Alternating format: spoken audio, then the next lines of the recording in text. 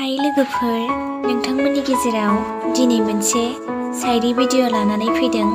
शायरीखौ दैथायहरदों मिथिंगा Basumatary, district Kokrajhar, village सेरफांगुरि, सामथाइबारि।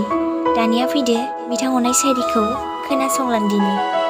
सेंग्रा सिख्लाफोरनि मोजां मोनज्लायनाया गिबि सानावल', रमान्टिक समाबो गिबि सानावल'।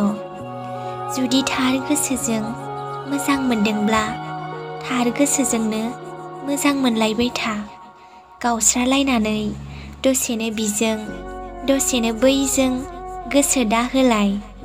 बेजों बैजों मोजां मोनलायब्लाबो बे मोनसे मिजिंआनो संसारनि फारसे साननांगौ।